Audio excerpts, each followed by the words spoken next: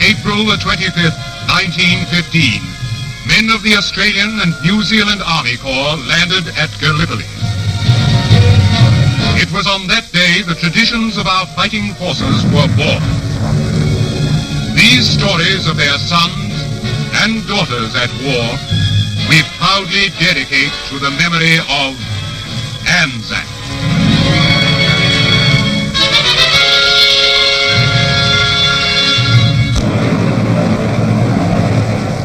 This is the story of the Desert Air Force. No fewer than 7 squadrons of the Royal Australian Air Force fought in the Middle East. 2 fighter squadrons, number 3 and number 450, formed part of the famous Desert Air Force. This is their story. The RAAF squadrons of the Desert Air Force fought throughout the Middle East, in Syria, from Egypt all the way to Tunisia, in the invasion of Sicily, and from the heel of Italy to the liberation of Rome and beyond. By the end of 1940, Gladiator fighters and the Lysanders of number 3, the 1st Australian Squadron to reach the Middle East, were cooperating closely with the 6th Australian Division. The men of number 3 had a great tradition to uphold. 24 years before, the original number 3 squadron had been formed in Egypt and became the 1st Australian squadron to fight in France. Now its successor was preparing to fight for the 2nd AIF in Australia's first battles of World War II.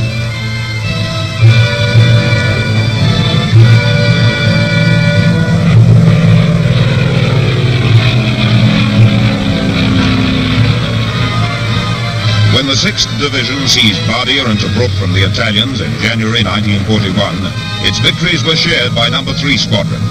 The Australian infantry advanced to Benghazi and beyond, and 3 Squadron advanced with them. When German intervention forced the 9th Australian Division to fall back to Tobruk, 3 Squadron covered its withdrawal. Outnumbered and outclassed, the Gladiators of number 3 won battle after battle with Italian and German planes. In this first desert flooding, they flew 1,300 sorties and destroyed 57 enemy aircraft for the loss of 12 of their own. In the flush of victory and the chaos of retreat, the young airmen of number 3 Squadron won for Australia the same fame in the desert skies that their countrymen of the 2nd AIF won in the desert sands.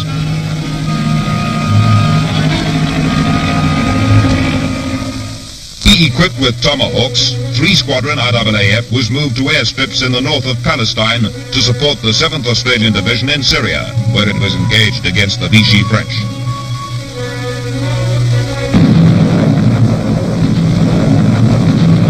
In the fierce fighting against the Vichy French in Syria, once again number 3 battled against heavy odds. With them, destined to fight beside number 3 until the war's end, number 450 Squadron RAAF had its baptism of fire.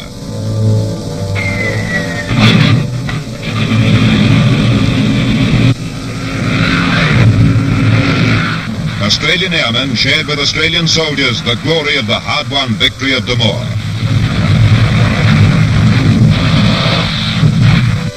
From Syria, number 3 Squadron returned to the Western Desert to support the 8th Army in its second thrust into Libya.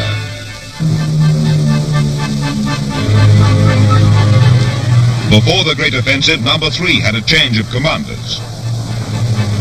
Squadron leader Peter Jeffrey of Sydney had commanded the squadron in Syria. Now he handed over to squadron leader Alan Rawlinson of West Australia.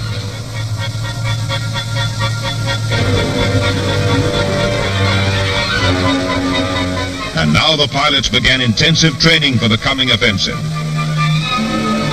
Among them, Flight Sergeant Tiny Cameron.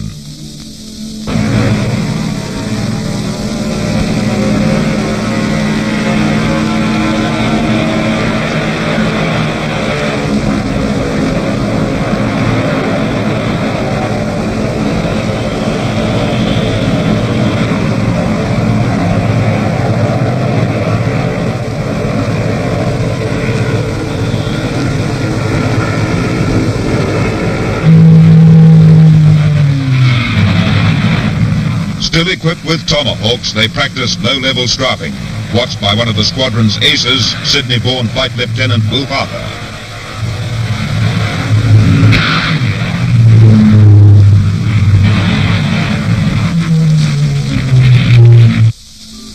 Christmas in the Desert, 1941. Alan Munro designed a Christmas card for the squadron.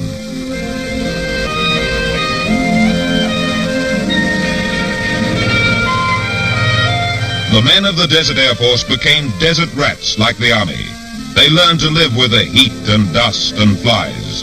No question here of coming back from ops to a hot bath and a comfortable bed. But they still found time to write home. Water was the most precious commodity in the desert, and every drop of it had to be brought up in water tankers, or water gharries as the men called them.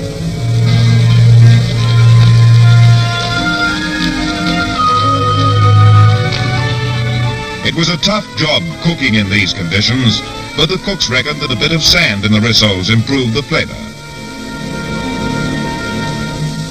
It's all right for the cook. He won't have to eat it.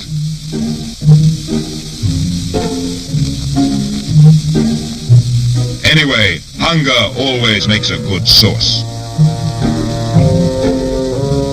Like the infantry, the men had to dig slit trenches.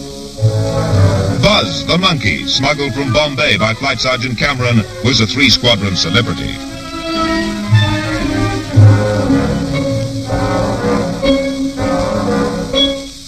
In the desperate battles as the 8th Army thrust Rommel back, 3 Squadron and the 2nd Australian Squadron to reach the Middle East, number 451, played a gallant part. Number 3 was the first in the desert to score the century, with 100 enemy aircraft destroyed.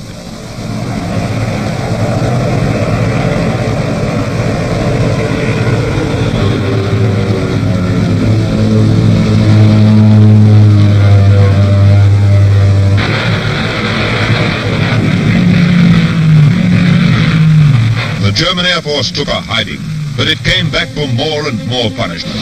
A feature of the campaign was the number of Australians who were shot down behind Rommel's lines and made their way back on foot with the aid of the Bedouins.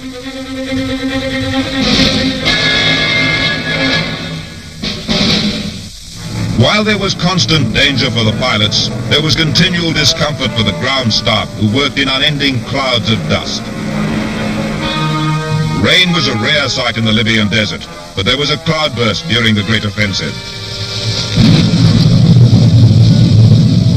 Apart from normal fighter strikes, the Australian pilots constantly brought back invaluable information for the 8th Army. In an open-air ops room, the pilots are debriefed.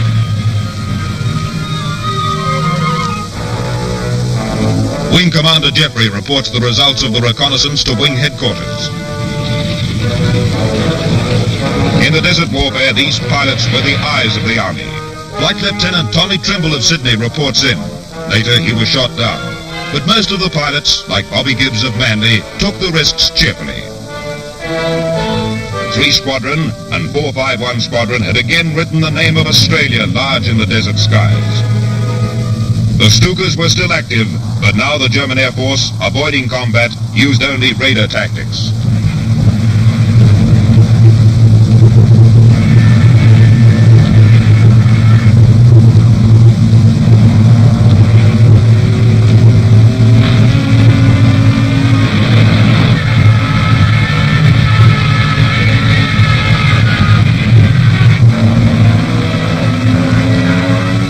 Yet another unit of the Royal Australian Air Force served in the desert. A unit concerned not with destruction, but with healing. This was number 1 Air Ambulance Unit RAAF, which had reached Egypt in July 1941 under the command of Flight Lieutenant J.G. MacDonald of Victoria.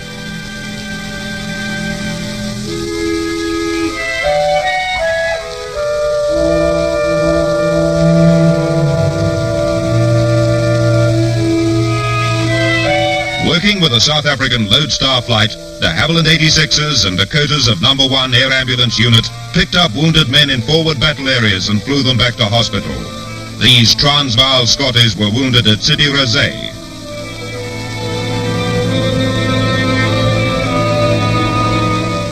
Many soldiers who would otherwise have had to wait a long time for medical attention were flown back to hospital by the air ambulance within a short time of being wounded.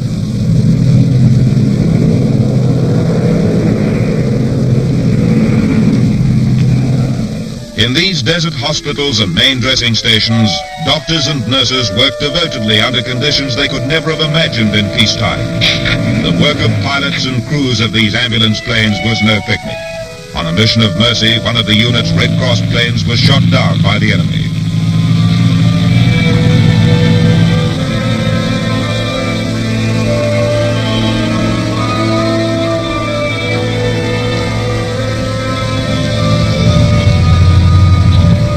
On the ground, doctors and orderlies had to contend with the inevitable heat, dust and flies of the desert.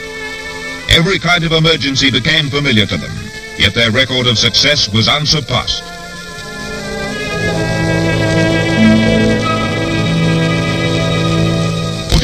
450 Squadron came down from Syria to join 3 Squadron. They were to be partners in the Desert Air Force until the war's end. They formed part of the 239 Wing, with 3 RAF and 1 South African Squadron. Both squadrons were equipped with Kitty Hawks fitted with bomb racks to operate as fighter bombers. It was the little individual touches which made the world-renowned Desert Airmen. 26-year-old squadron leader Bobby Gibbs, one of Australia's great fighter pilots, now commanded 3 Squadron. The tide had turned in the desert, and Rommel was thrusting forward towards Egypt again. Tobruk had fallen. The reinforced German Air Force had turned to the offensive too.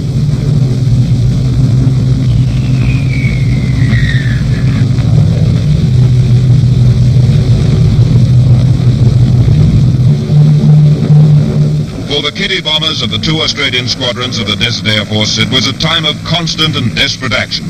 There was little rest for the weary pilots or the hard-working ground staff who kept their planes in the air.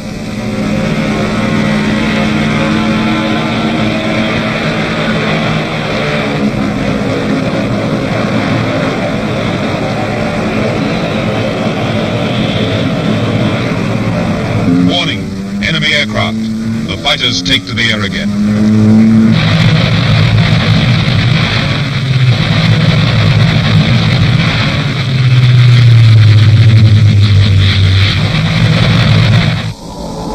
Desert dawns were chilly, and living conditions were rougher than ever as Rommel's advance forced the squadrons back from base to base.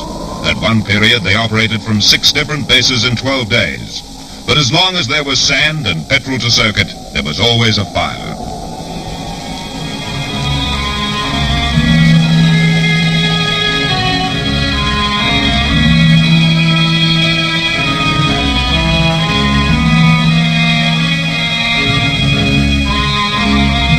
These veterans of the Desert Air Force operated from landing grounds until the last moment, often quitting them only minutes before the German tanks rolled over them. 4 times the German 90th Light Armored Division nearly cut off 450 Squadron. This was a particularly exacting time for the ground staff. These men of 112 Squadron RAF, fighting alongside 3 and 450 squadrons, were twice commanded by Australians. A war artist showed his recognition of the importance of the service staffs, the fitters, the riggers, the armourers. Lou Spence and John Howell Price of 3 Squadron look on.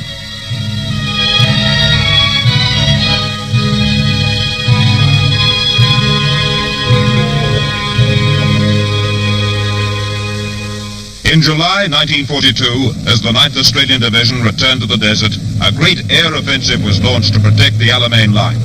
Flight Lieutenant Frank Fisher of Victoria briefed pilots of 3 Squadron. Among them, Les Bradbury and Lou Spence, who was later killed in Korea. Their task was to blunt the enemy's thrust by attacking his tanks in the forward areas and his lines of communication in the rear. Every pilot knew the importance of the missions.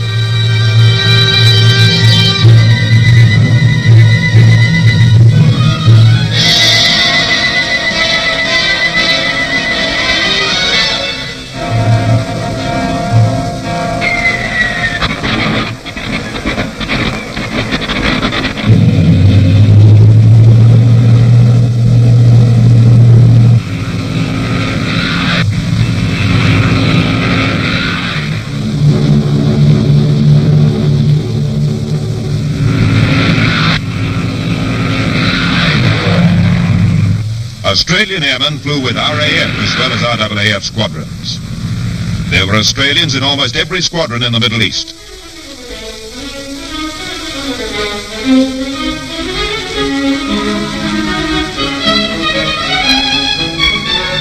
Flight Lieutenant R.M. Reckner of South Australia was a Deputy Flight Commander in Number 11 Squadron RAF, which formed part of 270 Wing of Light Bombers. The other flight of this squadron was led by a Queenslander, Squadron Leader E.W. Murray.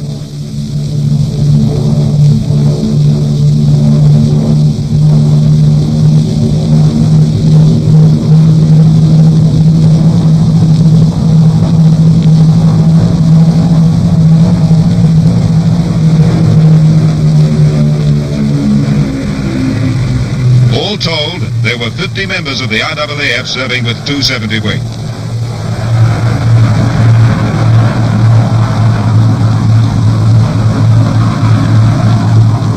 Flight Lieutenant Reckner had other things on his mind besides the war. This was a message he'd been eagerly and anxiously awaiting. Sunborn. Sunborn? All well at home. Gee, twins or a typist error? Well, it was worth waiting for. But war won't wait for personal affairs. There's a strike coming off again.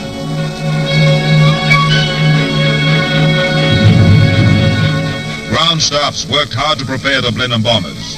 They had an urgent job to do, to support the hard-pressed 8th Army.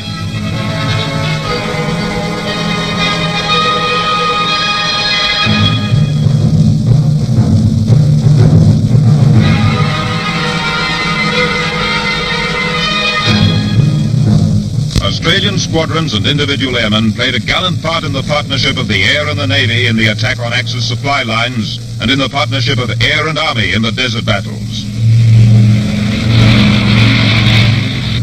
There were 3,400 men and 7 squadrons of the Royal Australian Air Force in the Middle East. The squadrons were numbers 3, 450, 451, 454, 458, 459 and 462. Among the planes they flew were Tomahawks, Kitty Hawks, Hurricanes, Spitfires, Beaufighters, Mustangs, together with light and heavy bombers of all types. They fought in the Royal Air Force, the South African Air Force, and even the United States Air Force.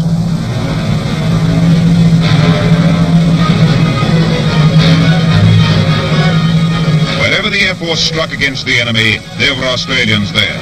Wherever ground staffs rushed to service the planes, there were Australians among them. They attacked enemy vehicles and troop concentrations, sheltering in the deep desert wadis.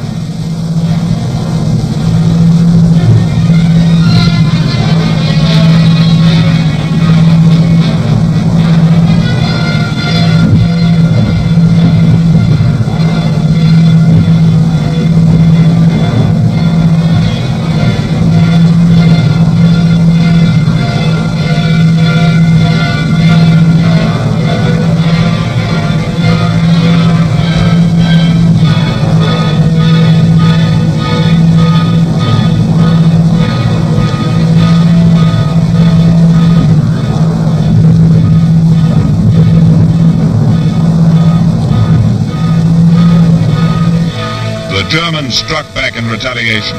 This time they caught some of our planes on the ground. Now the Desert Air Force bombs the Axis supply port of Benghazi, the biggest of the Italian cities in all Cyrenaica.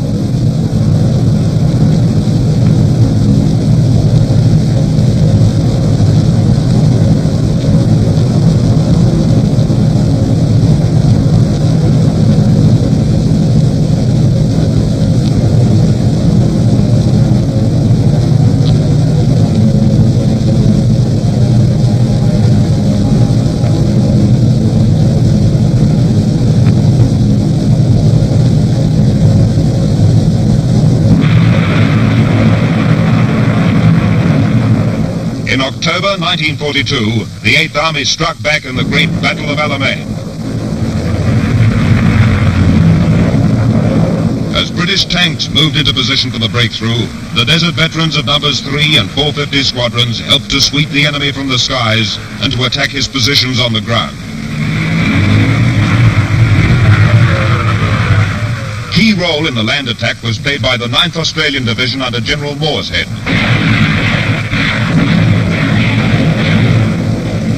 General Morshead had reason to smile. The Australians had opened the way for the British tanks. With Rommel's army in full retreat, the Air Force mercilessly strafed and bombed fleeing Axis vehicles.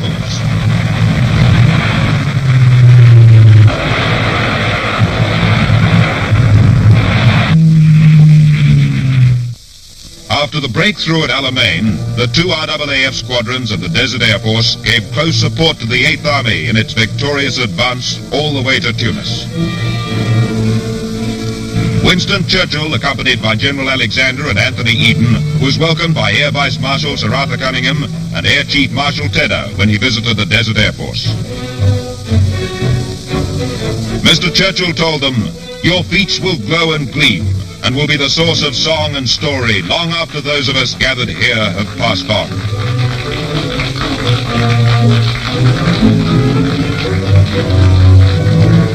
The Americans joined with British Commonwealth forces in the final victory in Tunisia. The Battle of Africa had been won at last. Still in close support of the 8th Army, the desert squadrons of the RAAF took part in the invasion of Sicily. Many Australian pilots flew from Malta. Then in Italy, the RAAF campaigned to Rome and beyond. Sicily was invaded and occupied.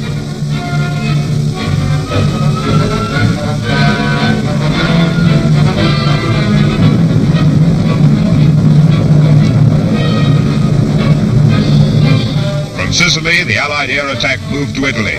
The Australian squadrons ranged over the Adriatic as far as Yugoslavia in strikes at enemy shipping.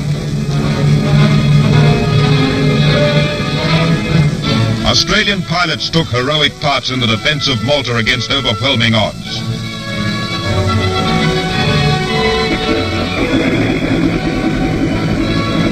Now, with the invasion of Italy beginning, the Malta Spitfires were on the offensive.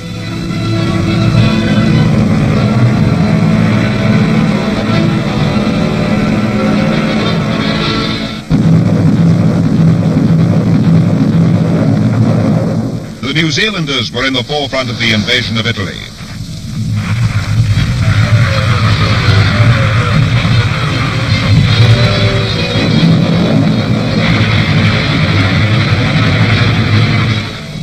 Three and 450 squadrons, as well as other units of the Desert Air Force, were with the New Zealanders as they fought their way north.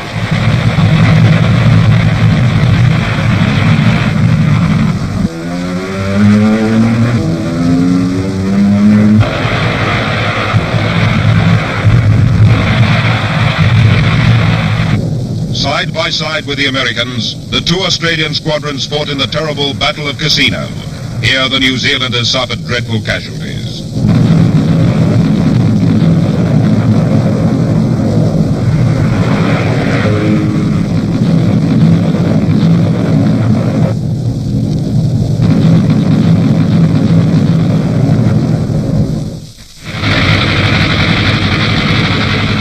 In April 1945, the New Zealanders spearheaded the last great Allied offensive across the Senio River.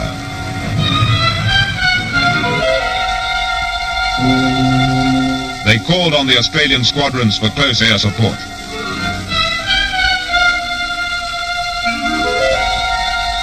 German strong points were holding up the river crossing. The Australians, now re-equipped with Mustangs, responded at once to the New Zealand call for help.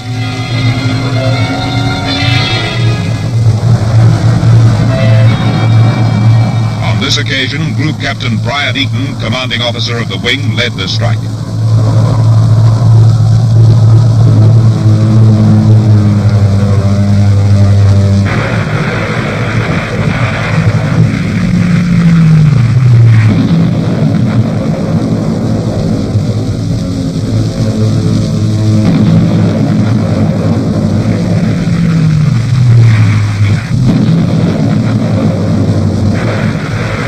The New Zealanders crossed the Senio River without a single casualty. It was the beginning of the end in Italy.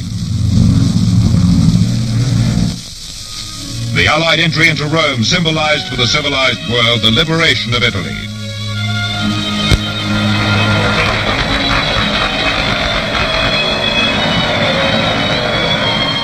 The Pope blessed the crowds as final victory was near. No other Australians had fought so long in the Mediterranean theater as the men of the Desert Air Force. From the first desert battles to the surrender of Germany, they had been continuously in action.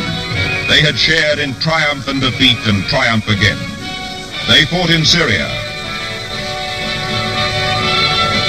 They fought at Alamein. They had planted the Australian flag on the mainland of Europe. Alone in the Australian forces, they were still on service in the Mediterranean when the war in Europe ended. The Desert Air Force. Nobly they had upheld the fighting tradition of Anzac.